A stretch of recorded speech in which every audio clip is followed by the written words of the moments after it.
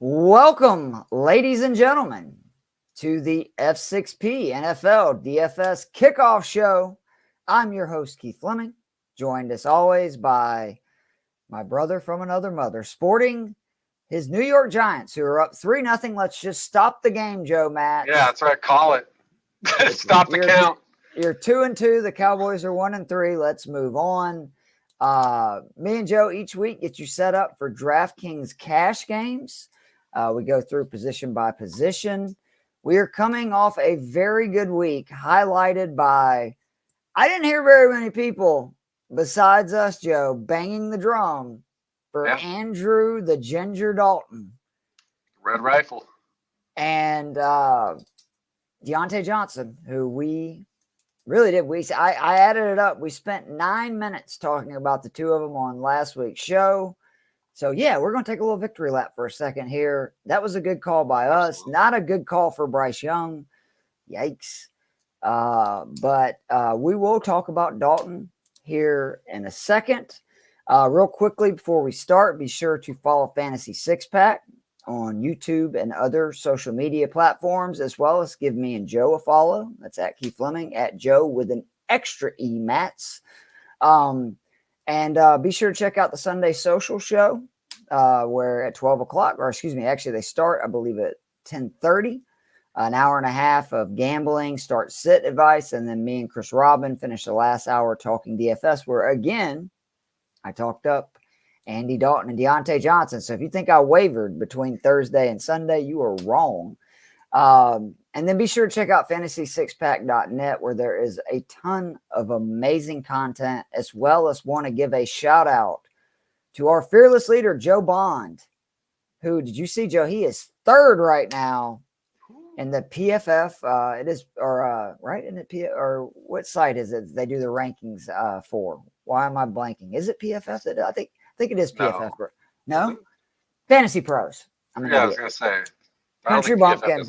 Guys, there's a hurricane coming right at my house in Georgia. Give me a break, okay? I'm a little. That's right. That's, you got other things on the mind. But he is third overall. Thousands of fantasy football analysts do their predictions, and he is third through 3 weeks. That is why he argues sometimes maybe he's Joe the Brain Bond, but I argue that I got Joe the Brain and Joe the Brain Matt. So sorry, Joe. All right. Let's start with the QBs. For me, you have to speak about Kyler. Do you have anybody more expensive than that you really like this week? I mean, I like Stroud plenty, but to me, Kyler's, regardless of money, the top play at QB, and he's cheaper. So, no, I'm good. Go Kyler. So, he scored at least 15 points. You know, that's, again, the floor is a big deal. Obviously, like that. We want more than that at 6,800, but that's good that you got the floor. Why does he have that floor? Because of the rushing upside, at least 49 yards in each game.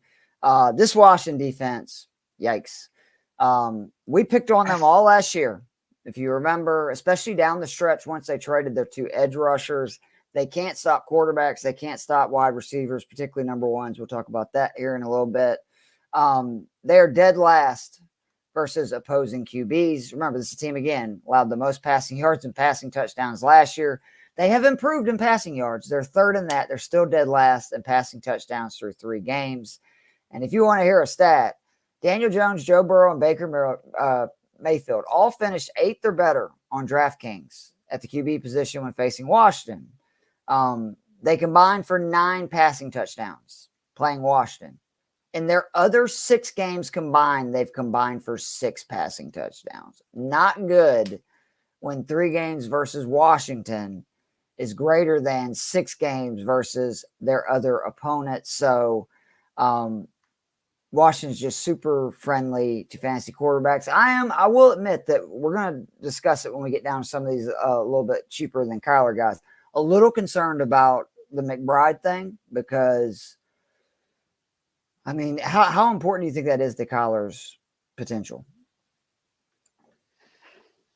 I mean, it definitely matters, but now obviously he has someone like Harrison, and it's this matchup. I'm pretty in regardless. Okay. You know, there's other defenses where that would change, but Yeah, I mean, Washington, for as impressive as they've been offensively, the defense has been exactly what we thought they would be. And awful. So yeah, there's no reason to go away, especially. I mean, we'll get to it, I guess, but like Marvin Harrison didn't put up as big of numbers in week 3, but he saw more targets. Mm-hmm. So I feel plenty confident in this offense against this defense, regardless. Yeah, more targets, and they ran less plays because Detroit definitely played keep away. Jaden Daniels is the guy that I think I might end up playing. He's $400 cheaper. Right, if you need that little extra bit of cash. And I mean, let's be honest. We're talking about Kyler's, floor. Daniels got a pretty good floor too. He's averaging 23 points per game on DK. Now I know his one game was slightly lower than Murray's, at least 15 points per each of the 3 weeks, but not by much. What I love is his upside from the rushing standpoint. It's even higher. He scored 35 points, Joe, in the 3 weeks on DraftKings, just in the rushing game. At least 10 carries. So where Kyler's getting like maybe 5 carries per game, Daniels right now is 10. And then, oh, by the way, what I was surprised about was I was like Daniels' rushing ability never, like I told people, he's basically like Lamar in many ways, but to me, almost like Vic, which I don't think I made very much sense when I made that analogy, but Lamar is really fast and obviously a good runner. I always felt like Vic was just as fast as Lamar, but I mean, he's almost like a running back that he's so good at cutting and taking angles and stuff. And Daniels is more in that way. He's not a straight line runner. He actually can move side to side as well with elite speed. But last week, 91% of his 23 pass attempts completed, and he averaged 11 yards per attempt. So it wasn't like he was dinking and dunking that entire game. This Washington offense, 13 straight offensive possessions have ended in points, 17 of 19 if you're not including kneel downs. And I don't think this Arizona defense is good. Like, I still do not believe in this Arizona defense. Either. And the other thing I like, and it's going to be the same thing for the running back, I'll talk about Brian Robinson when we get to the backs, is that with Eckler being out, I think that means Daniels is going to run a little bit more and also throw slightly more, if that makes sense, because I think they're going to ask for him to maybe have a few more design runs. And Eckler has been really effective the last 2 weeks. They're going to miss that. That's good for Brian Robinson. I think that's good for Daniels from a fantasy perspective. I'm not sure if it's good for Washington and a win-loss perspective, but I do think this is going to be the highest scoring game this weekend. Don't you agree? It would be hard to argue against this game because, like you said, we have two offenses that are working at a pretty high level. I mean, you mentioned the one off game for Daniels was that week 2 game against the Giants. They had 7 scoring drives. They just were all field goals. And I don't want to have the exact number in front of me, but having watched that game as a Giants fan, I'm pretty sure they had 4 false starts in the red zone in that game. And that was a home game, so I don't know what the heck was going on with that Washington line in that game. I mean, I guess they gave up 8 sacks. Maybe they were just flinching all over the place out of fear. But, you lead 7 scoring drives. You're not expecting to come away with 7 field goals. So it's like literally 1 or 2 of those is a touchdown, and most likely Daniels is going to be involved in at least one of them, running or passing. And he's over that 15 mark, and he could have easily been over that 20 mark with, a couple plays go different in the red zone. So, I mean, like you said, was it 13 straight scoring drives? Yeah. So, despite all my doubts about Cliff Kingsbury and Daniel's ability to not take sacks, which, again, even in that Giants game, he takes 8 sacks, leads 7 scoring drives. So, I think you have to feel good about him and Kyler in that game. There's a lot of guys to feel good about because, I mean, I think there's arguments for the running backs as we'll get to as well. Going down, I mean, he gave enough fantasy-wise for me to say, hey, I'm interested again. It's Caleb Williams for me at 5,600. Obviously, I don't expect him to throw 50 passes a game going forward. I don't think that is well advised either. Although I will say, like, people are like, why are they passing the ball so much? Like, you got to help him out with the run game. How? I mean, listen, when it's as ineffective as it is, it's hard to say, like, they should run the ball more. Like, would he be better off in more third and longs? Like, that doesn't make sense to me. Yep. Like, this running game is averaging 2.3 yards per carry if you're only counting the running back. So that's removing any Caleb Williams screen. Yeah, because I was going to say, I think he has more rushing yards than DeAndre Swift. I mean, DeAndre Swift had 13 carries for 20 yards. His long in that game was 4. He had 13 carries, and his longest run was 4 yards. Now, listen, the offensive line isn't doing great either. I mean, adjusted line yards for FTN tries to adjust. Literally, that's the point.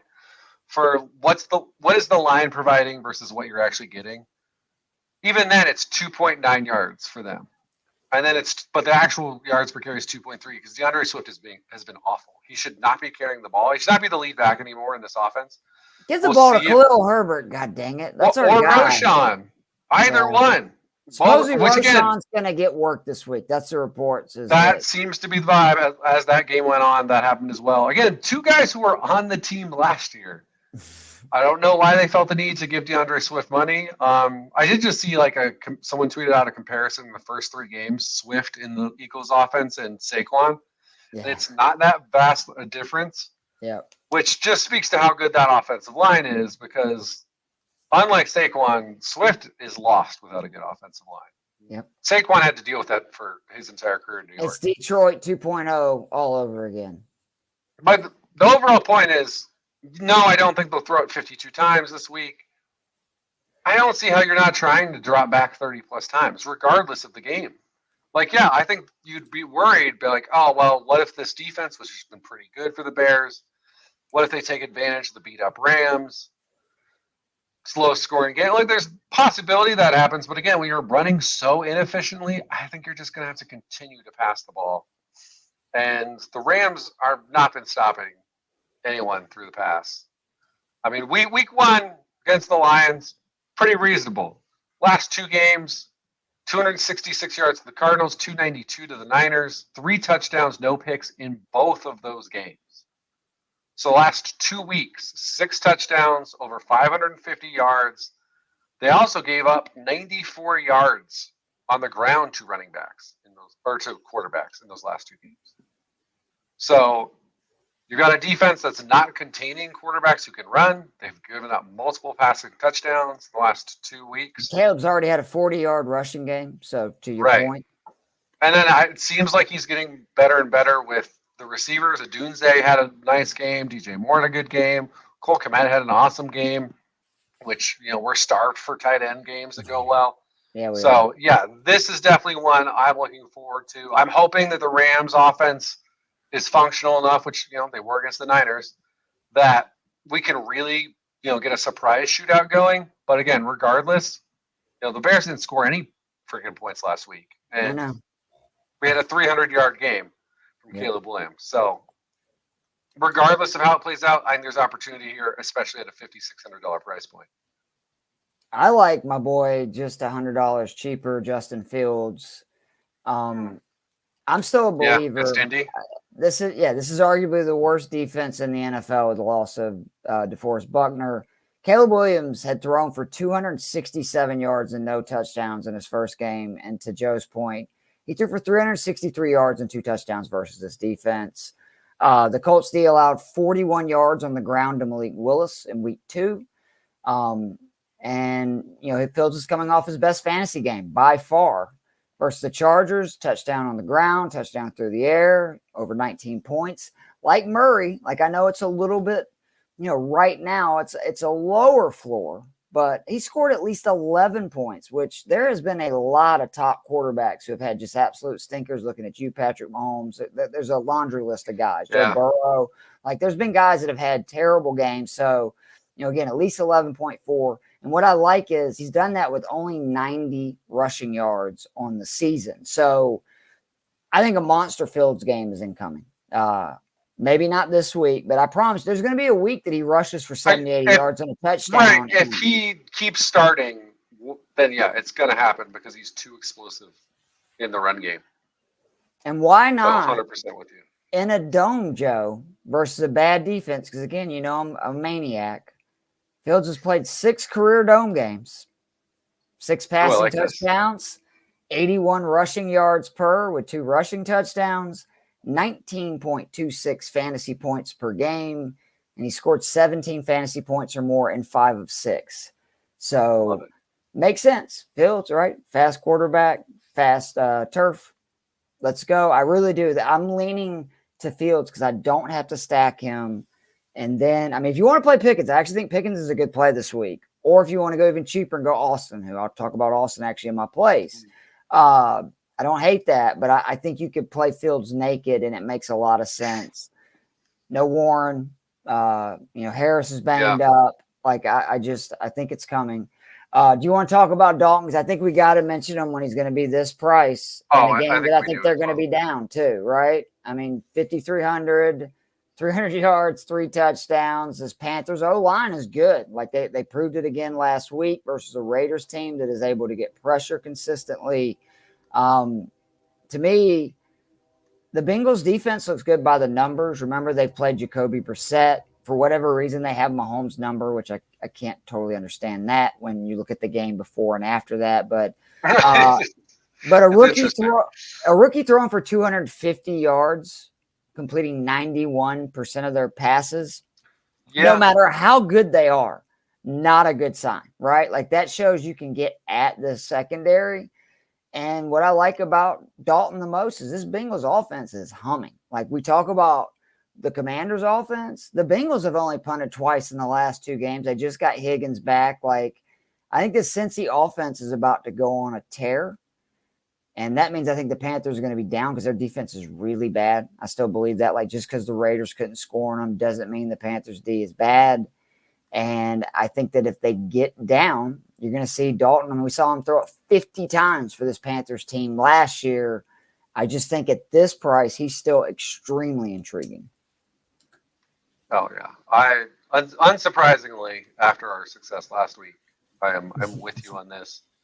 Obviously, my big thing last week was the Panthers for the first 2 weeks, 5th in run block or pass block grade on PFF, which said to me, Bryce Young is just shell shocked. Yep. Just so traumatized from last year. I'm hoping it's not he sucks. Right. And that it really is just like he's traumatized. He needs a hard reset. Let's throw Dalton in there, who, of course, is the last Panthers quarterback and his only start as Panther to throw for 300 yards. Right. And lo and behold, I think we got more than we bargained for because 300 yards didn't shock me. Honestly, 3 touchdowns is kind of like, they're really humming. So, felt awesome. Should have been 4. Deontay dropped a touchdown in the end zone. Or 4, and both of those it's Deontay.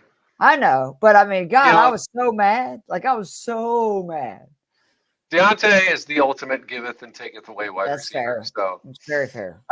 He bumps up, but to 5,300. So, he's still $100 cheaper than Russell Wilson, who's not going to start. So we love that. And then, against obviously the Bengals team has had, like I said, kind of a weird defensive season so far, where the offense just keeps ramping up, and it makes sense. And you're like, all right, taking Higgins back.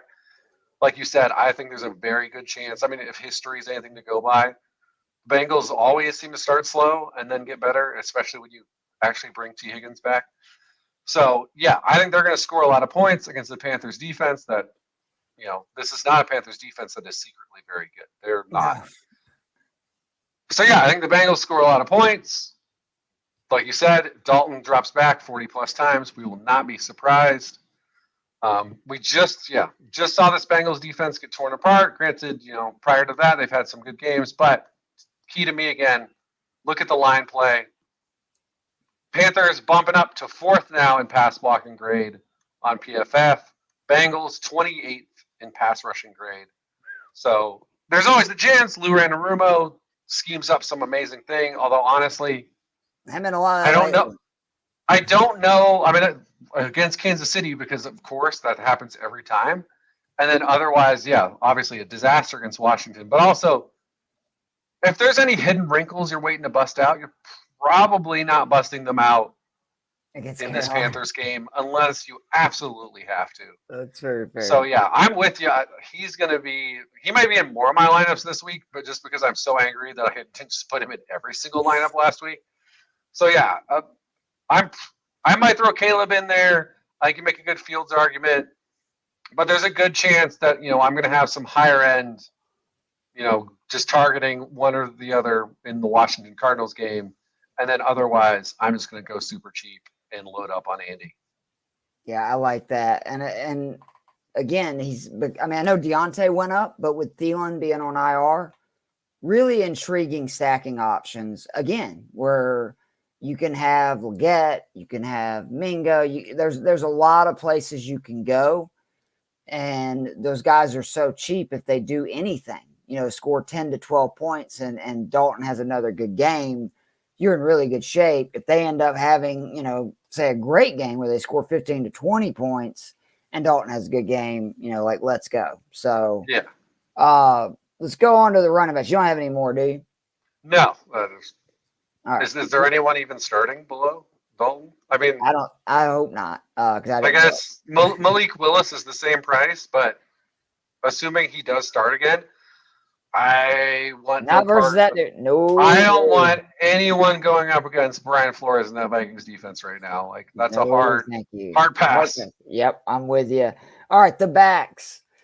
I hate doing this. You know that I never like suggesting the most expensive running back. Receiver's different. I will a lot of times suggest the most expensive wide receiver. I hate suggesting the most expensive running back and the most expensive tight end in a slate. I just don't think that there's value there typically. Very rarely, yeah. But Barkley's single-handedly winning games for Phillies, at least on the offensive side of the ball. Jalen Carter had just as much to do with that Philly win last week as Barkley did. But, 351 rushing yards, 5.6 yards per carry. He's got 4 touchdowns. He's being involved in the passing game, 10 receptions, I think 50 yards, another score. Game-winning 65-yard touchdown run was just a perfect summation of the season for Barkley. 7 defenders in the box. Expected rush yards on that play, 3 yards. He takes it 65 to the house. This Tampa D not been very good versus the run. No. Part of the reason I like a lot of those cheaper QB options we talked about, Caleb, Fields, Dalton, is that allows me to play Barkley. I can play, a Harrison, a Collins, and still not have to get really crazy with the rest of my lineup. Like cheap options, I should say. Yeah, no, I'm with you. Saquon is whatever you were hoping for as an Eagles fan or as a fantasy owner. He's delivered it so far. Yeah. That Saints game was literally just him and Goddard. That was it. They were the offense, and that was enough. So yeah, I love the Barkley play if you can figure a way out. And 8,000, he's not at that impossible price range. I don't remember what McCaffrey was getting up to last year. I want to say it was 9K. Oh, it was. Yeah. And there were weeks where we're like, shit, maybe you guys we played him a lot. Remember, it was death, taxes, and CMC and cash. Yeah. So. And obviously that's hard. You have to be borderline. Someone somewhere has to be making an ill-fated MVP argument for you at running back. Yep. To ever pay 9,000, but 8,000, that's honestly not terrible.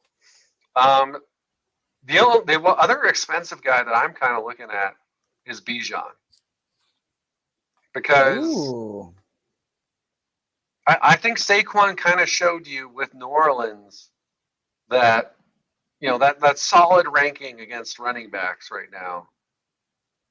I think that's just that was totally because of how those games played out. Because you remember those first 2 weeks, that offense is scoring a touchdown on 70% of their drives, some insane stat like that. Yeah, and so everyone's immediately down 1 million points. And when that happens, it's going to be hard to stick to your run game. And then, of course, one of those games is also against the Cowboys, who, I'm probably about to jinx some insane game for running backs against my Giants right now. But, the Cowboys, I mean, I don't know why Donald doesn't just get all the carries, because otherwise they're running like a retirement home at running back. He just scored a touchdown, by the way. So, and even then, the point.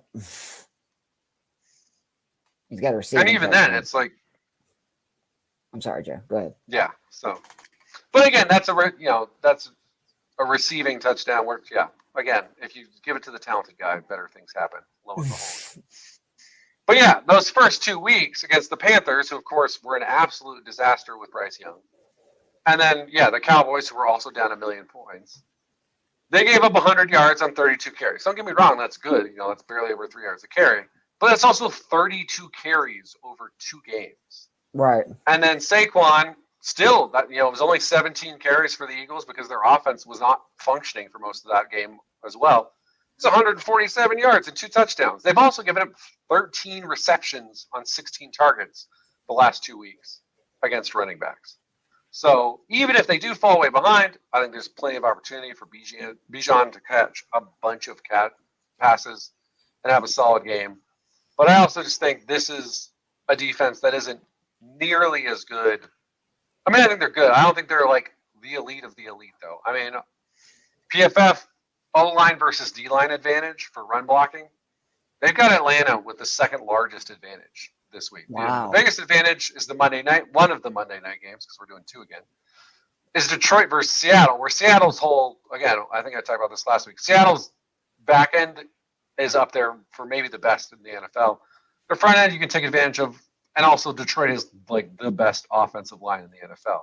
Yeah. Atlanta's a good offensive line, not a great one, and their advantage is still the second highest. So, yeah, either way, whether it's tight game, which I kind of think it's going to be, or if New Orleans is back into buzzsaw mode, then, hey, we're going to get 6 receptions for Bijan, and we'll find our points either way. Yeah, and I think it makes sense that whether or not last week was aberration or not, Atlanta should try to control the clock. You don't want to get this New Orleans offense humming again after what happened the first 2 weeks. And Atlanta's defense has been really good. And I can actually say that as a Falcons fan with a straight face. Like, the defense has been very good. That's a nice change, right? I mean, if you look at it, like they have. They've been really good. We just got to do more on offense. The easiest way I think to do that. That makes sense. Aaron Jones to me is almost a automatic start, 6,400. Everybody loves a good revenge story, and Aaron Jones has got a chance to get some revenge on the Packers. He's going back to Green Bay, having a fantastic season. A big reason for the Vikings' success and Sam Darnold's success. 242 rushing yards, over 5.4 yards per carry. He's got a touchdown as well. He's been very involved in the passing game, which for DK we know is huge. He's got 12 receptions, almost 100 yards. Another touchdown, and it's easy to forget. He ended last season on an absolute heater. Like, I know he was so disappointing if you had Aaron Jones in fantasy last year because he missed basically the entire season. But his last 3 regular season games and the 2 playoff games, 584 rushing yards, 69 receiving yards. And that included the upset win versus Dallas. That included, the 49ers near upset, almost 6 yards per carry during that stretch. And this Packers team, like they screwed up so many of my DFS lineups from being fantastic lineups because I was all in on Tony Pollard because I just believed that the Titans would be able to run the ball. That did not work out well for me.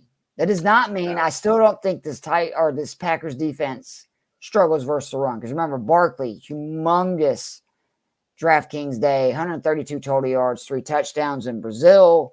And then Jonathan Taylor had 135 yards on just 14 touches. And I think that the Packers are playing possum. They're not going to play. I don't think they're going to play Jordan Love.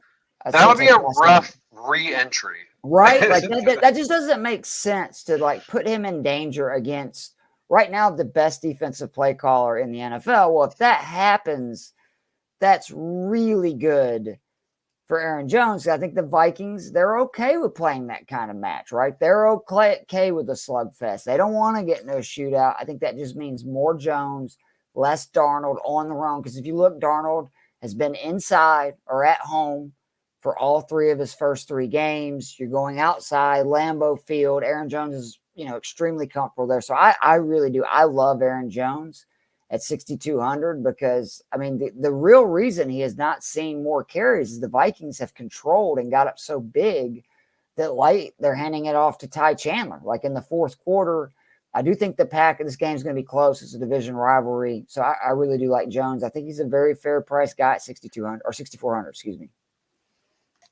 Yeah, I think that makes sense. Like you said, it was very clear. He was very frustrating early in last season when he was not getting the ball a lot and he got hurt.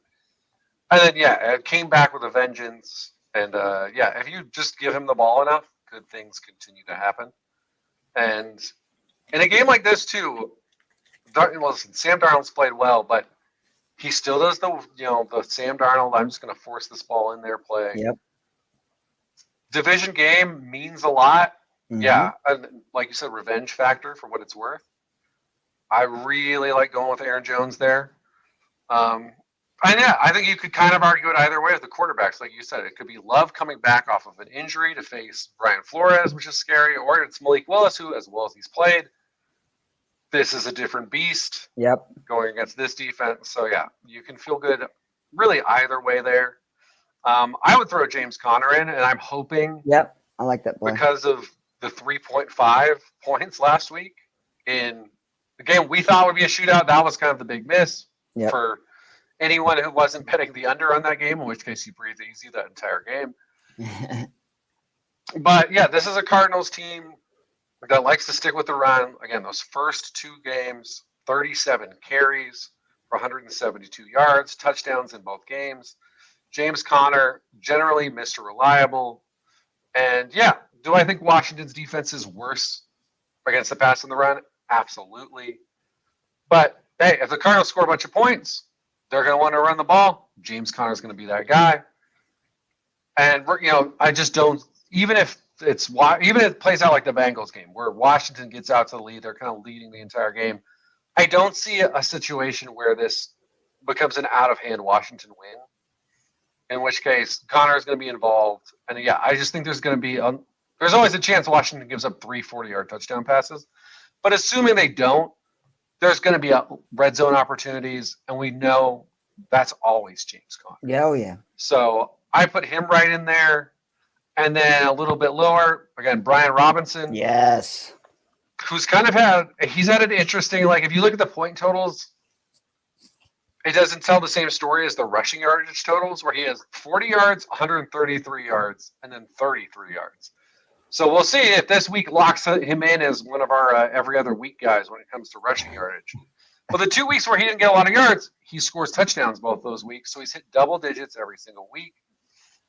I mean, all of his metrics, none of them are elite. No one should mistake Brian Robinson for the secretly top 5 running back.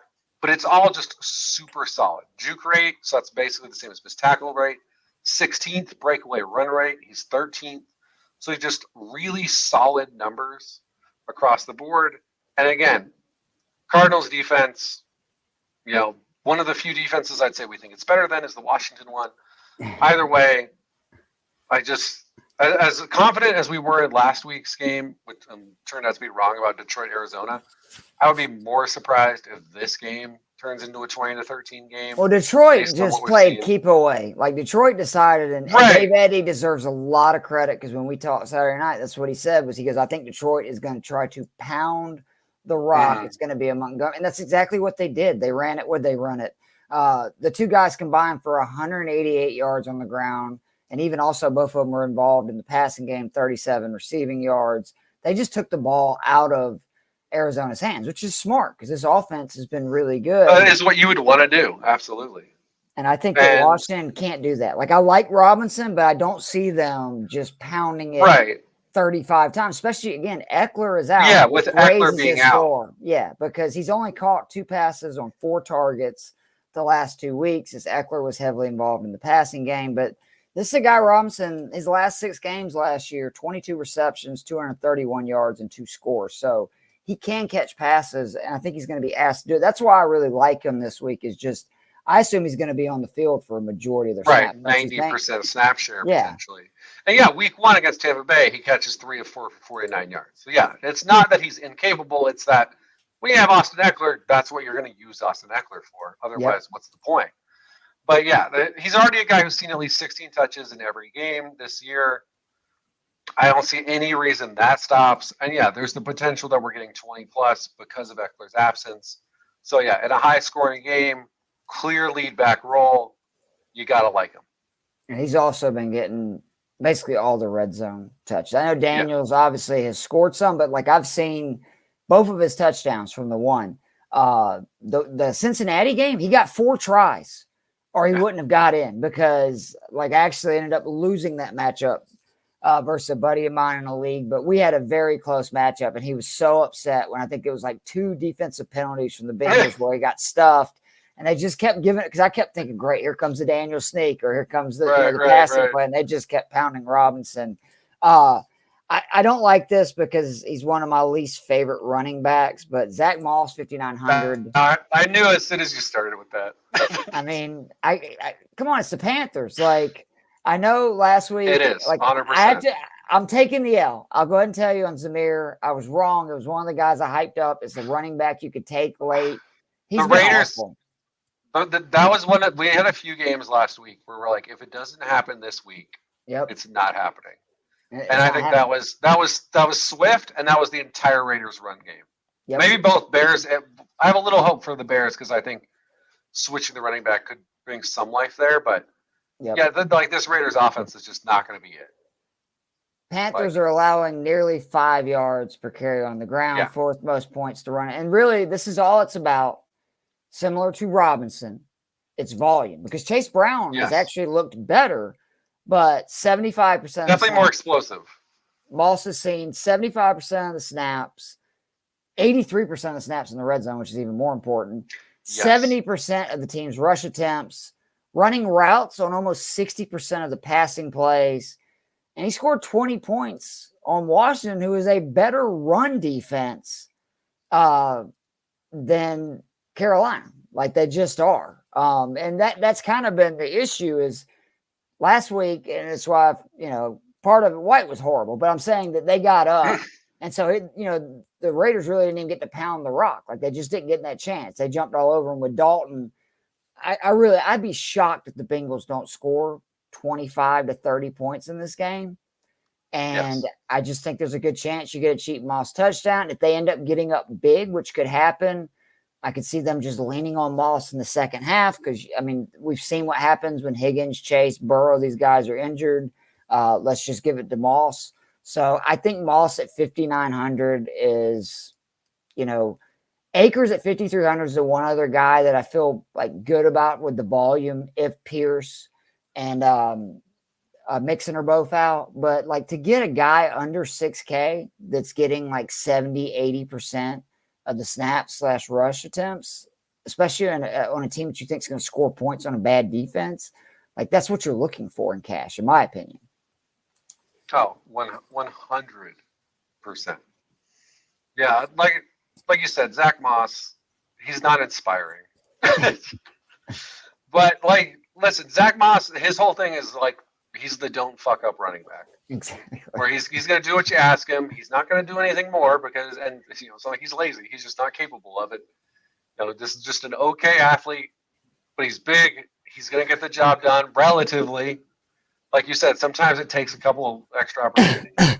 But yeah, so against Carolina, the one thing that's not changing, regardless of, the only time we're going to be worried about the running back going against Carolina is if this Carolina offense remains productive, then there's going to be teams that fall behind and then have to abandon the run game. Yep. And I don't see that being this week with Cincinnati. So fire him up. I don't know if you have someone in between. I'm kind of then dropping down to Cam Akers. Yep. That's the next guy. Yeah, where, again, we haven't seen a lot from Cam Akers so far this season. But, again, just coming out, Minnesota was supposed to be like his opportunity because all the injuries, he's freed up to get the carries, and they just get demolished. The offense can't do anything. They were trailing the entire second half. He only gets 9 carries for 21 yards. But the Jaguars' defense is, in case anyone hasn't noticed, is not the same thing as the Minnesota Vikings. They're so bad they broke Trevor Lawrence, which that's really depressing. It's sad that this is like the second time we've said this in Trevor Lawrence's career. Yeah. And like obviously it's not as dysfunctional as his rookie season under Urban Meyer because it's pretty I don't know that we've ever though. seen anything that dysfunctional. Right. But yeah, Doug Peterson seems like one of those coaches where he was a good coach for a while. He gave you some advantages on like fourth down aggressiveness. But like his the QB coach when he was the head coach in Philly when they won the Super Bowl, Frank Reich, who was the head coach in Carolina last year, it kind of feels like schematically the game has maybe passed him by a little bit. And it's been rough going. That Monday night game, I didn't even watch it because I got home. It was over. Living out here in Arizona. But yeah, I expect this to be a bounce back game for Houston. I expect this offense to be back firing on all cylinders. Obviously, I do expect the majority of production to be through the air. But we saw Joe Mixon when he was healthy out here. Mm-hmm. There's opportunities for a lot of points if you take care of it in the red zone in this offense. So yeah, Cam Akers at 5,300. Yeah, if you're trying to go cheaper running back, I think you're going to struggle to find a better play than this. Completely co-sign. All I'm going to add to that is last week, again, not what we wanted. I actually did not play Akers, which with the touchdown, I would have taken it over the Zamir in a few lineups. But 90% of the snaps last week, handled 80% of their rushing attempts. To me, even more impressive, ran routes on 34% of their passing plays. So that is borderline like RB2, RB1 usage numbers. And again, versus Jacksonville's 29th on DK. One other running back that I want to mention, Cordell Patterson, 4,300 at Indy. Okay. Jaylen Warren looks like he's going to miss. Najee Harris is fine. They say he's going to play, but I don't ever feel good when he was wearing like a brace or something on his arm. Enter Cordell Patterson, who we know Arthur Smith unleashed 3 years ago. He was a Pro Bowler, ran for over 1,000 yards, did a lot of their goal line work for the Falcons that year. He had 7 touches in a game last week that both Harris and Warren played in. The Colts have allowed the second most rushing yards in the NFL and will be without their best run defender, DeForest Buckner, who Indy placed on IR last week. If you're looking for somebody that, again, in cash, 4.3 points, we're talking about 12 points. I believe he scored 7 last week on, 7 touches?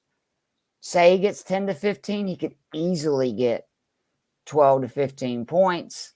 That's all I'm looking for. And I don't count Cordell Patterson out from wrangling the Steelers' number 1 running back, bell cow, because Harris has not been great. They're winning, but he has not been very effective. And there's nothing Arthur Smith loves more than a guy that can get 3-4 yards, and that's it, on every carry, and that is Cordell Patterson. So just, marking that one. But that's the only other running back I got. You got any others? No, but I really appreciate the deep pull there, which, that's obviously you would be the one who would spot that as a Falcons fan, where it's like, hey, Cordero, Jalen Samuel's out. He's getting those. I smell it, man. I smell it. I saw it last year with Bijan late in the season. So he will do some funny things. We know Arthur Smith will. All right, moving on to the wide receivers. Do you have anybody above Harrison, or is that where you started? I mean, obviously, I'm not ever going to tell someone not to play Justin Jefferson. I don't think AJ Brown will play. We'll see.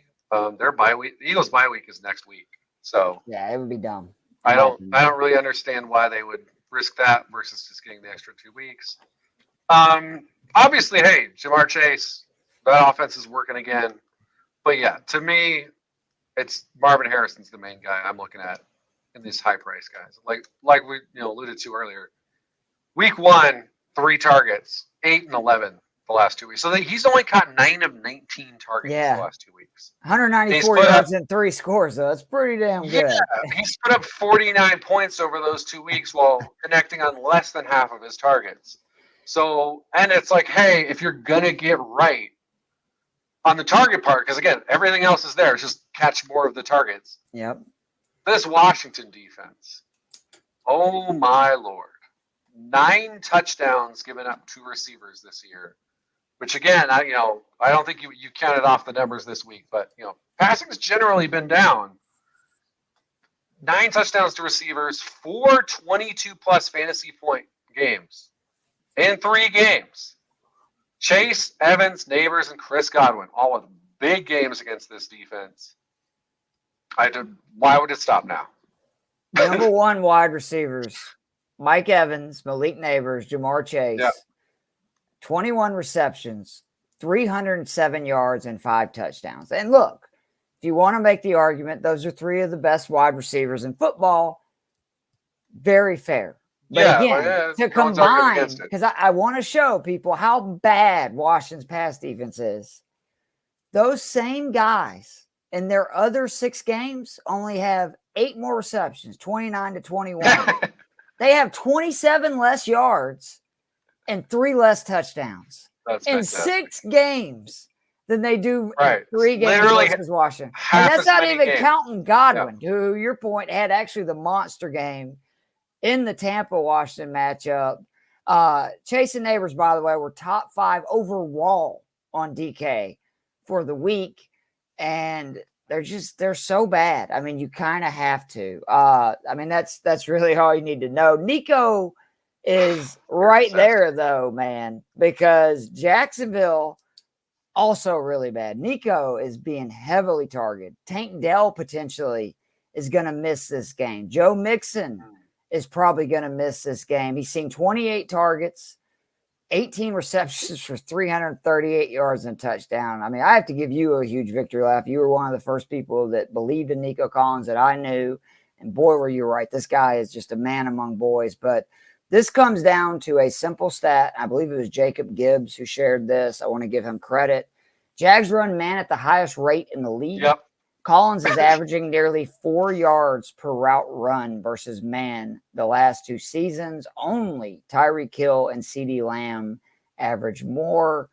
And Josh Allen, if you go with Keith, maybe they won't run man that much. Josh Allen has thrown 42 touchdowns to 4 interceptions over the last now 2 seasons and 3 games versus man, to where it's like 20 touchdowns to 20 interceptions versus zone.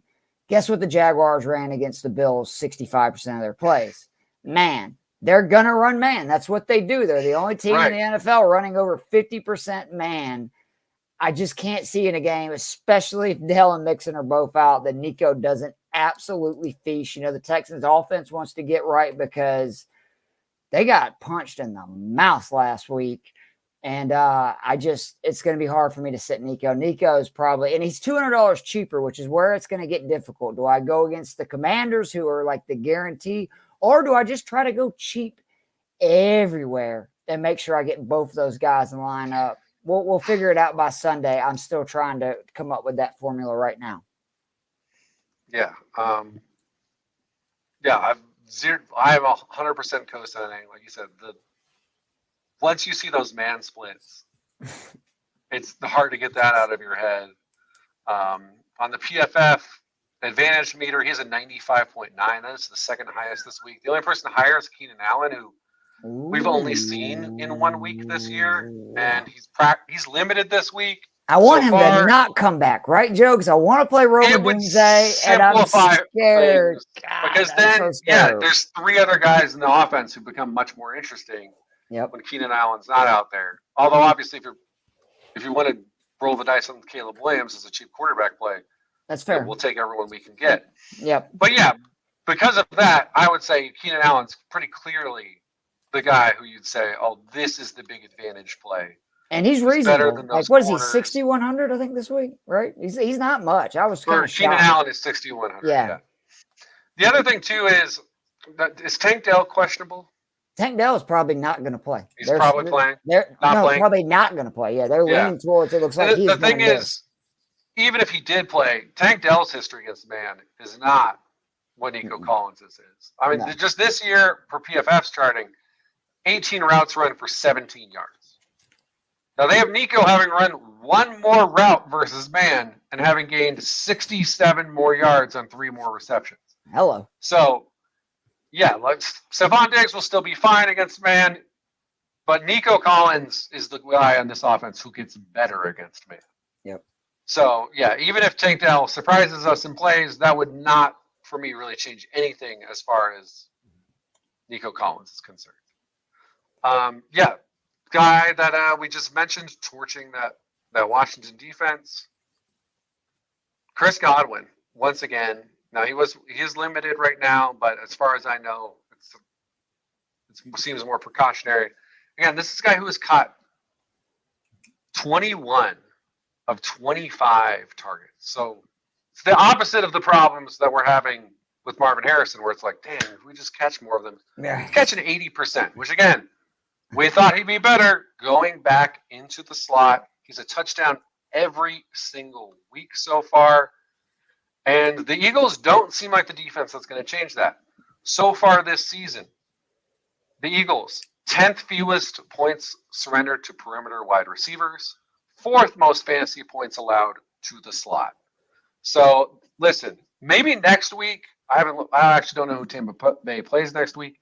Maybe Falcons. Next week is the Falcons. Okay, interesting one. Joe's like, nope, I'll be on the Godwin train again. Fuck you, Joe. Well, no, I was going to say, like, there's going to be a week where it's like, oh, this is the Mike Evans week again. Or he reaches a price where it's like, is this a slam dunk anymore? 6,800, I'm with you. It's still kind of disrespectful, to be honest. Because what Mike Evans is $200 more. And, yeah, by next week, if this plays out the way that the other Eagles games have played out, against slot guys, Godwin will be more expensive than Evans. And maybe there's going to be opportunity at some point there. But, yeah, right now, Chris Godwin is playing as efficiently as he ever has. Mm-hmm. Again, even in the off week last week, he was the productive guy. Now he's facing a defense who their weakness has been the slot. No reason to steer away. And I think if Carter has another monster game, that's even better for Godwin, right? Like, that's the great thing about Godwin. Right, you're getting the ball out quick. Yep. And Baker has the ability to do that to that point. Just to let everybody know, Ayuk, I'm skipping. We'll talk about Jennings in a minute. It's not Ayuk, like, he struggled versus man. This year, historically, he's been very good versus it. The issue is the fact that he's going to be covered by Christian Gonzalez, who is maybe the best pure cover corner right now in the NFL. He's definitely on the short list. I want to talk about my boy Drake London. You talked about Bijan. I want to talk about London, who I know everybody was like, what the hell after week 1? He was shadowed by Joey Porter. That's why he got 3 targets. That's why he only had 2 receptions. Porter was on him for, I believe it was like 84% of his snaps. Since then, 16 targets, 12 receptions, touchdown in back-to-back games, 17.4 points or more on DK. This is, again, I believe, this was a Jacob Gibbs as well. Unbelievable follow on Twitter. If you're not following, Jacob does just phenomenal work. Drake London is running way more horizontal breaking routes in what you would call the Puka Nacua role under new coordinator Zach Robinson. Like that role. And he's been very successful with them. Guess which defense has allowed the most yards on horizontal breaking routes in 2024? The New Orleans Saints. So you get Drake London, who is running routes at a very high volume that the Saints have had a lot of issues with covering early this year. He's first in snap share, first in route percentage. He's second in red zone targets. And to me, the big one is the Saints are top 10 in running man rate. Like, they run man at a top 10 rate in the NFL. London is currently 4th in fantasy points per route run versus man and seeing a 33% target rate versus man defense. I'm I am a little concerned about this game turning into a slugfest. I really am. These Falcons Saints games can go a gazillion different ways. This is the most underrated rivalry in the NFL. Like, we hate each other. I hate fucking Saints fans, players, etc. And I'm sure they feel the same about us. But I do like Drake London a lot this week. If you don't like him, I'm going to talk about his counterpart Mooney when we get down to the cheaper options. But London is definitely played. Did you have T. Higgins on your list? Because if not, I want to mention him real quickly. Oh, I just want to add to the London. Yeah. Go right ahead. Absolutely. Again, according to one of my favorite things to always look up, especially now that we're getting corner some legit data, is those zone man splits. And Saints' 6th highest man coverage rate. Now, again, the thing to always keep in mind when we're talking about the man zone is, unless we're talking about the Jags, like you said, the only team that's running over 50% of their coverage is as man. Basically, everyone is running primarily, like 31 out of 32 are running primarily zone defenses. But it's still, if you're running 37% man, which is what the Saints are, that's a high number. Drake London so far this year, 1.11 fantasy points per route run against man. That is the 4th highest in the NFL so far this season. So, again, another reason to like London is a team running a lot of man. He is a guy who's been beating that this season. With T, yeah, I like T in this matchup. Again, I think over time we've seen that, yes, Jamar Chase is clearly the number 1 wide receiver in this offense. But we've also seen plenty of times where T's been not too far off. And, only 6.9 points on 6 targets. But it's his first week back. 2 red zone targets, which to me is significant. Like, to see 6 right off the bat with 2 red zone, that's a pretty big deal. Yeah, it's like the production wasn't there, but 6 targets, 2 red zone targets in your first game back. He had 2 touchdowns. One of them he dropped, and I mean, it wasn't really a drop. It was a tough catch. The other, he was half a step out of bounds. And then, there was a third. Burrow actually overthrew him on another one where he's wide. So he easily could have had 3 touchdowns with an inch here, an inch there, to your point. So one of them was a bomb and 2 of them were in the red zone. T. Higgins is one of those guys where when he's under 6,000, he's at least in consideration for my lineup, pretty much no matter the matchup. Because, like we said earlier, this is an offense that we think is gearing up. Burrow looks great. Joe Burrow looked awesome. He looked good against Kansas City, which is one of the better defenses in the NFL, especially against the pass. Looked awesome last week, granted against a terrible defense. But so is this one. So it's not like again, we're not afraid of Carolina in any respect. The biggest concern for the entire Bengals passing offense is maybe they're just so far ahead. But again, because of Andy Dalton and the resurgence there, I don't think this game immediately gets out of hand. Yep. So that plays well to these wide receivers. So he's a guy I'm definitely looking at 5,900. And then I'm not steering clear of Deontay at 56. Okay, let me get real quick on Higgins. There's 2 things I want to add. Panthers run zone at one of the highest rates in the NFL. Higgins last year averaged 2.24 fantasy points per target versus zone. The other big thing is the Panthers D has actually fared pretty well with number 1 wide receivers. Secondary options have feasted. Trey Tucker, Rashid Shaheed, and Jacoby Myers all scored 16 points or more versus this Panthers defense. They seem to do it pretty well. I don't know if it's through bracket or whatever they're doing of keeping number 1s from going bananas. I think Chris Olave versus the Panthers week 1. The Panthers scored a gazillion points and Olave basically did nothing. Right. I think that Higgins is going to have a chance potentially to feast there. So go ahead. I'm sorry. You can continue that with Johnson. I mean, I ended up not getting Deontay Johnson. I was disappointed in my season-long leagues because he was a guy I really was kind of targeting. And then those first 2 weeks, I was like, man, did I just whiff on this? And then, of course, that you were saved by the Panthers benching Bryce. That was part of why I didn't like Deontay. And then when they're saying Darnold's throwing him, I'm like, that is the perfect quarterback for Deontay Johnson. Perfect. Right. And then he gets 14 targets. Like you said, could have had an even bigger game than the 29 points that he had if he would just catch all the passes thrown to him. The Bengals running man at a higher than average rate. Not super high. They're 13th in the league, but still above average rate. Deontay this year, 41% target rate against man per PFF. So, yeah. In a game where we think they'll have to be pass heavy because the Bengals are going to score 1 million points, load up on Deontay again. He's a guy where, assuming the offense remains anywhere close to where they were last week, as long as Dalton's out there, anytime Deontay's under 6, I'm throwing him in some lineups. I love it.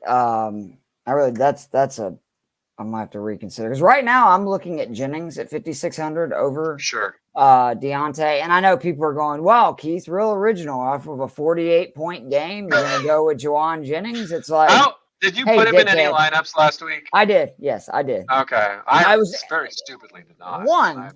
It was one lineup, but yeah, it should have been. I put him in a lineup. I was so mad at myself because originally, I do the inside drive thing on Wednesday. He was in my official lineup on Wednesday, and then I moved it. And that lineup also had Darnold and Johnson, but Keith, you just can't have nice things because that would have been we might not be doing this podcast. Got to be on a beach somewhere right now. But that's right. Jennings broke fantasy last week. Now, I will say a lot of this is dependent. Debo's doubtful. If Kittle doesn't play, this is a smash play for me. I'll go ahead and tell you, if Kittle is out, it's a smash play because, again, Gonzalez is going to be on Ayuk. And Jennings this season versus man. Now, granted, not a huge sample size, but 25% target rate. He's ran 28 routes. He's got 6 catches for 96 yards. There's a good chance he goes bananas. I think DK Metcalf, because for whatever reason, Christian Gonzalez was not on him for, I think it was both of actually his big plays in the New England-Seattle matchup. He had the huge game. And again, as somebody, just because Ryan Mulvey, who hosts the Inside Drive that I go on Wednesday, huge 49ers fan, he told me, and that's the other reason I was so upset about not having Jennings everywhere, was he goes, they believe in this guy. There was a reason they extended him. They brought him back. Like, they not just brought him back, they extended him. And he was their basically B plan if the Ayuk deal did not work out. Yeah, like they were just going to basically throw him in, if Debo's healthy, into the Ayuk role. So that's the kind of, thought process they have on him. Now, the one thing I will say will be interesting is, does New England say, look, with the way Ayuk's been playing, let's take away Jennings and see if Ayuk can beat us? I think Belichick would definitely try that. I would too. I think Belichick definitely would try something like that, just to be like, look, you've done nothing this year. Beat us. This guy, just like seriously broke fantasy. So that is interesting. Do you have anybody before Roma Dunes at 5,200 that you really like? I'd at least consider Brian Thomas just because I think Houston's going to put up 1 million points. Yeah. And so far for PFF's charting, Thomas has 0 receiving yards on 21 routes against man, 189 on 68 routes versus zone. So sadly, though, Houston is like dead in the middle on both. So it's not a clear but that's something to lock away whenever the Jags face a zone team. Load up on Brian Thomas. But in their article, they do mention that Houston has struggled more when they've played zone coverage. So, there's a chance there. But, yeah, my general vibe is I'd rather spend that couple hundred more and get Deontay. I'd rather save that couple hundred and go down to a Dunze in, a smash matchup for wide receivers against that Rams secondary. Yeah, again, for me, it's only if Allen's out. I do want to mention, too, I would agree with that. If you're talking Thomas Jr., do not be surprised if Christian Kirk has another really big game, because I do think that with Jacksonville's issues with the O-line, that makes sense. It was no surprise when they threw a lot last week. Kirk was the most targeted player. And again, if Evan Ingram is out again, for 5,200, I feel like that's a decent value, because I don't feel good that he's going to put up a ton of yards or score a touchdown. I do feel good he's going to get like 8 to 12 targets.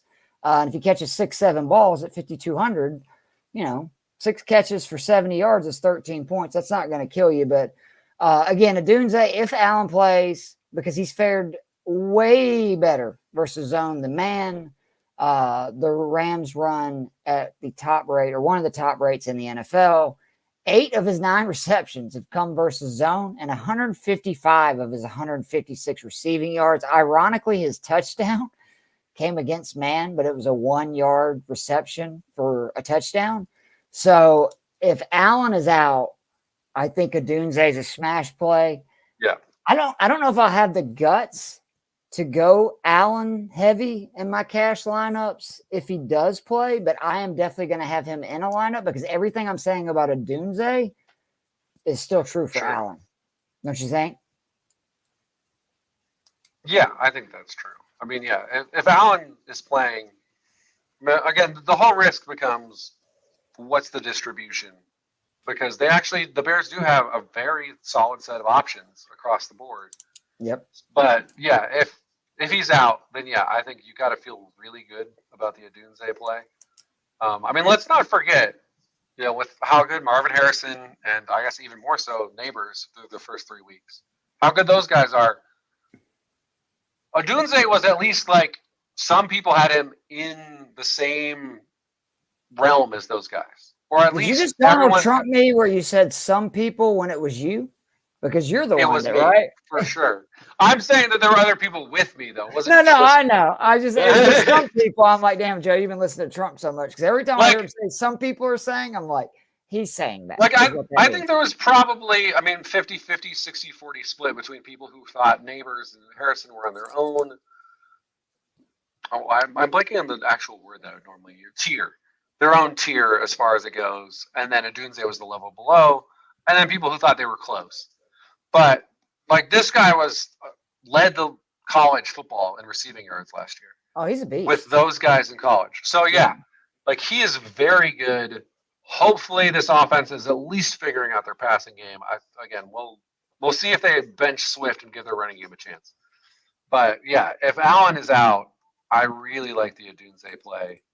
The next guy I go down to is Tutu Atwell at 4,800, who, not heavy target share, just, the 9 targets, 7 receptions so far, but he seems like just the most explosive, capable wide receiver with Kupp and Nakua banged up. Yep. Like if we're going out there with DeMarcus Robinson, Tyler Johnson, and Tutu Atwell, Tutu is the guy you want. Yep. No, I agree. He's been by far the most productive. And again, the Rams, we'll see how this game plays out. There's a lot of ways this game can play out. But Matthew Stafford remains awesome. And if you're going to be the top wide receiver and Matthew Stafford's your quarterback, you're under 5,000, yeah, I'm going to put you in some lineups. Yeah. And by the way, for all those that were so worried when they announced the Akers kick return, punt return shit, and I told everybody, pump the brakes. It's going to be okay. Thank you for letting me get Cam Akers. Let me get Kyron Williams a little bit later in those last fantasy drafts and best ball drafts that I did. Lightning that people are letting him drop. It's unbelievable. Lightning round real quick. I got 3 more names. I'm going to run through them in 2 seconds, and you can do the same. Demario Douglas, 4,500 San Francisco. He saw only 3 targets first 2 weeks. Coaching staff went out after the second game and said, we have got to get him the ball. He saw 9 targets, 7 receptions, 69 yards. I think the Pats are going to be down. You can throw on the Niners like you can. So I like that. Darnell Mooney, seen 15 targets the last 2 weeks, catching 11 passes for 150 yards and a score, 14.6 points or more on DK back-to-back weeks. And he is very explosive. And he's kind of, I think, being let to run free because people are worried about Pitts, people are worried about London, people are worried about Bijan, and that just puts him in a very dangerous place. And then Calvin Austin, 3,300. One of my favorite guys, seriously, that came out of that college class 2 years ago. I did a rookie profile for him on Fantasy and Frame. He is a freak athlete for his size, elite speed, and his usage has been sneaking up week after week. 60% of the Steelers' passing plays he's ran routes on this season, again, with an uptick each week. Last week, he turned his 5 targets into 4 receptions for 93 yards and a score. This Colts team, they've allowed a leading 3 receptions of 40 yards or more to opposing wide receivers. Do not be surprised if Calvin Austin or George Pickens, I just think Austin at his price is not as risky as it is with Pickens, has, a 50, 60-yard touchdown pass at some point in that game. Do you want to rapid fire a few more receivers and then we'll move on to tight ends? Yeah, I'll throw a couple out there. I'm Michael Wilson, 4,200. Coming off an 8 reception, 9 target game against Detroit, which again, that was kind of like our disappointing game. Mm-hmm. He still comes away with a double-digit game at a really low price. He was only 4,100 last week. He only goes up $100. Biggest benefit to McBride being out, don't you think, would be Wilson in the passing game? 100% Michael Wilson becomes the biggest beneficiary. Again, the only time I really want to fade him, and actually Detroit's usually a team that runs more man, and he ended up having a productive game there. But I guess it was majority of teams are playing zone, even if they're a heavy man team. Because PFF still has him on 3 yards, 1 reception on 21 routes against man this season. It's crazy. Washington, 20th in man rate. They're only running it 23% of the time, so we're not worried about that. 88 routes run compared to 67 for Dortch. So he's the guy in 2 wide receiver sets. Maybe they're going to run more 3 wide if McBride's out, so that bumps Dortch up a little bit. But yeah, for me, Michael Wilson's the play there. And then I have never been a huge Calvin Austin fan, in part just because he's so freaking small. He's tiny. He is. But I love the play this week because the Colts run zone 81% of the time. That's the second highest rate in the NFL. Calvin Austin, so far this year against zone, 20% target rate, according to PFF. That's 0.4% lower than George Pickens. Woo! His target rate against man is 14.3%. Pickens is 30%. Oh man! So when had me having like 80% Calvin Austin this week after me already loving him before that stat. Yeah, unsurprisingly, the big insane athlete is the guy you want against man coverage, not the little tiny guy. Yeah. But against zone, he finds those holes. He exploits them. His fantasy points per route run is also higher than Pickens against zone. Great stuff, Joe. I mean, they have him 101 yards on 35 routes run. So we're talking nearly 3 yards per route run.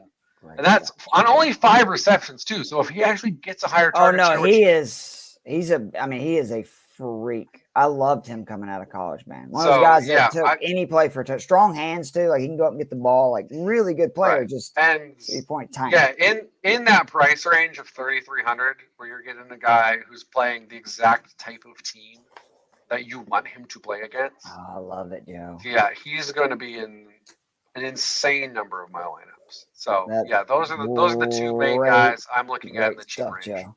Great stuff. Seriously. All right, tight ends. We'll go through lightning round because again, surprise, hour and 12 minutes in. Cole Kmet, do you have anybody above him? Because I'm not spending on tight ends anymore. Like I've already decided you're 4,500 or less, unless I am 1,000% sure you're going to score a Dallas Goedert type game, because the tight end position has been the biggest trash dumpster fire of all time in DFS. I mean, it definitely has. I have to say, though, coming off of the massive Dallas Goedert game, I will risk the jinx of Kyle Pitts. I can't play him if we're going to do that, because, if I play him, he's done. You don't listen. You just assume he's going to be trash. That's what we need. That's what the rest of fantasy football needs from you. So, yeah, you hop down with Cole Kmet while I throw in some Kyle Pitts into my lineups, because why should Dallas Goedert be able to do stuff that Kyle Pitts can't? I don't really have a good answer for that. I like Dallas Goedert. Don't get me wrong. I've always been a big Dallas Goedert. Did you see the video of the O lineman calling him a slow fucker as he was running down the sideline? The Eagles lineman. Yeah, Mailata. Yeah. Which that brought me back to my my days as a tight end on the freshman football team, where my quarterback was like, "Why didn't you score?" And I was like, "Man, if we had like 30 seconds left, I had to get out of bounds. All right, I wasn't going to make it that far." But yeah, so Kyle Pitts, listen, the targets have gone up 3, 4, 5. So let's get 6 targets here. Let's get like 4 receptions. Let's get 60 yards and a touchdown. Get a 15-point game out of Kyle Pitts. That's what I'm calling for. I love it. Cole Kmet, probably going to be chalk owned, but it's really just about the fact that, I mean, the Bears signed Everett, and it took them 2 full games to realize this dude is trash. 3 receptions for 0 yards on the season. Kmet saw 1 target. He played so little week 1, bumped up week 2, then a huge snap percentage week 3. No surprise, his breakout game came when he played 87% of the snaps, 10 receptions, 97 yards, and a score, scoring 25.7 points on DK. This is a guy that last year ended the season on fire with Justin Fields, and he's the perfect weapon for a young QB. So I don't understand what they're doing, but it looks like they've learned. And if they're going to put Kmet out there versus the Rams defense, they're 29th versus tight ends this year. They're historically not very good versus tight ends. So don't you think that's a pretty safe play? Oh, yeah, absolutely. I mean, like you said, I'm probably going to be chalk owned, but it's cash, right? So who cares? Yeah, we're in the cash. We're not going to worry about it. Yeah, again, this is another one too where if Keenan Allen's out, it becomes a smash. And if he plays, then some of those intermediate routes go to Keenan Allen. Yep. I don't know, but yeah, if Allen's out, we want all the Cole Kmet we can get. Do you have Conklin this week? I don't. Okay, let me just real quickly. Patrick Surtain, Garrett Wilson. Jets don't have a lot of options. Cade Otton last week, he had 1 reception heading into the Denver game. He caught 7 passes. So I do think that and the Denver's been good against the run. So I think that there's a chance that you see Conklin again for 3,600. Not bad. Give me let's do one more tight end each. Who do you like? Or 2 if you need to. All right, well, it hasn't happened yet, but I'm going to hope that it does eventually. I'm going to go Colby Parkinson again. Ooh, he just said, look, it's the Rams. He's out there running routes all the damn time. It's got to happen. Right. I mean, that basically is it. It's like this dude's out there. All the like time. you said, he's running a bunch of the routes. He did second time this year. He's had 5 targets, which for tight ends, under 4,000, we're not complaining against that. And, the Bears haven't given up a ton of tight ends this year, but in DVOA, they're 31st. So obviously the problem has been the lack of targets. They're only giving up 3.7 targets per game to tight ends, but they're giving up 36 yards on those 3.7 targets. So we're talking about nearly 10 yards per target. So if he gets the 5 targets and that number keeps up, now we're talking about 50 yards. I'm assuming that's at least 4 receptions. Now he's at 9 points. Hey, if we get a touchdown, we're shooting past our goal. Yeah. Triple 3,700. So again, what am I most likely going to be slamming Kmet Pitts in most of my lineups because I really don't want to just get a freaking 0 for my tight ends, which it seems like that's such a high risk for so many guys. Sure. But yeah, if I'm looking for a more lower to intermediate guy, Parkinson is once again going to be one of my plays. All right. Brenton Strange, 3,100. If Ingram's out, it doesn't take, much explanation. He's seen 11 targets the last 2 weeks.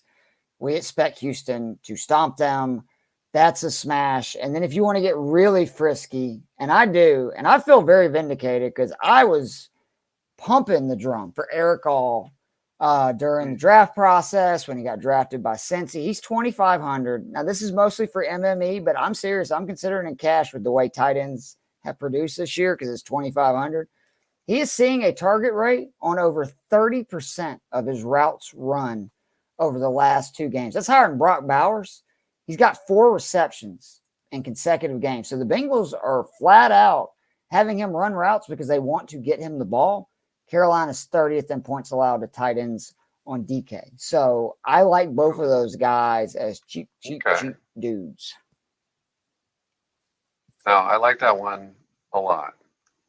Because, that and again, just going back to the Parkinson, it's like Mike Gesicki. It's like I like that matchup more against Carolina, 30th. But then, Gesicki's route participation rate is 56%. It's going down. I tried to tell Stacy the other day. I said, this guy, when I saw him get 4 targets and catch 3 passes in week, I think it was week 1 or 2, I was like, look out. And then to see last week, again, I think it was like right at 34% of his routes he saw a target. That is telling you they're like, I'm assuming is he's got to get a little better at blocking. He's going to get on there a good bit. But when they have him out there, they're throwing it to him. Any more? Do you want to move to defense and we'll get out of here so you can watch the rest of the Giants game?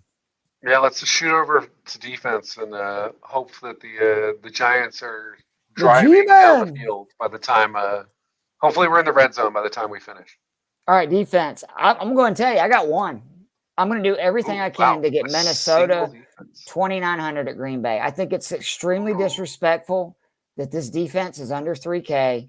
Love or no love, pardon the fun. But I do. I like Vikings at Green Bay, whether Jordan Love plays or not, because Jordan Love is going to be hobbled. I think that's going to change the way that they call plays. And if he doesn't play, look, Malik Willis has been a wonderful story. And I'll go ahead and admit, I was wrong because he balled out week 2. He balled out week 3. From what I've seen Brian Flores do to confuse Brock Purdy and CJ Stroud, good luck, Malik Willis. That's all I'm going to say. Again, this defense, they played the Niners and the Texans and allowed 24 combined points the last 2 weeks with 11 sacks, 4 forced turnovers. They've had at least 5 sacks and 2 forced turnovers in every game this season. So 2,900, I never do this. I'm spending up. I will find money to put the Vikings in because I just feel that good about them. If you want to talk about like the Broncos or the Falcons or even the Saints, I think Saints are kind of in that range too. Okay, but I'm going to be trying to get the Vikings in every lineup. I will say this is an area where I do feel stronger about the play if it's Willis. Love's last game against this defense. Caveats that like Minnesota brought in more talent to this defense this year. Like last year Flores was kind of like, he was making a stew out of the ingredients he had because he couldn't make, the actual 6-course meal that he wanted. Yep. But the last time that Jordan Love played this defense, he threw 256 yards and 3 touchdowns in week 17 last year. So, and again, I just think there's so many more options passing the ball. You're stretching the defense in ways you're not with Malik Willis, as well as he's played. If it's Malik Willis, more than Dell, Collins, and Diggs. That's fair. My biggest difference there would just be the coaching. I don't think Bobby Slowick's bad. I think that's fair. An impressive first year. We're talking about one of the top 5 play callers. Yeah, no, that's very fair. That's a good call. Again, it's like, look what's happened with Malik Willis, because we didn't see this at all with Tennessee. Yep. But yeah, if it's Malik Willis, I'm hard-pressed to argue against you, because, again, we always want to find a like $2,600 defense that we can load up, and you just go, it's like Panthers against Cincinnati, not a fucking chance. Patriots against San Francisco. And if there's enough injuries still in San Francisco, okay, maybe you could talk me into it, but that would be more if it was in New England. I just generally don't want to go against San Francisco. Washington, Arizona, absolutely not. Denver's defense is. That's the one that maybe. They've shown a little bit. Again, though. Like it's on the road, which I don't like. If they were the home team. 1:00 game. I don't like that. Falcons, Saints, no, I don't want to. Chargers. Kansas City's offense doesn't look great, but it's still who wants to have West. They own the and who wants to pick a defense against Kansas City and then this is the week that they erupt and you're just like, that was fucking stupid. Bucks Eagles, it's another one where it's like there's a lot you could talk yourself into, and then you go, I can get Brian Flores' buzzsaw for under 3,000. That's hard to argue. So there are other options. There's, if you wanted to go insanely You're cheap. around on it. So that's what I'm saying. If you have to go insanely cheap, I would say the Patriots are the play. Right. Next one up, maybe you're going Broncos. Maybe you're going. I don't want the Bucks. I think Saquon's going to have a game. But yeah, you can find it. I ended up playing Green Bay, I think 2 weeks ago, just because I didn't have money. And I was like, this is the lineup I like the most of what I have left. And they scored more than the defense I was going with that week. And so it happens. I wouldn't say don't ever force a defense into your lineup. Yeah. But if you can find it, just stick to Brian Flores or $100 more smart Texans defense against a Jags team that might be imploding. Yeah, no, that's a good point too. All right. We're done. We're not going to say goodbyes and pleasantry because we went an hour and 24 minutes. That's just the way we are.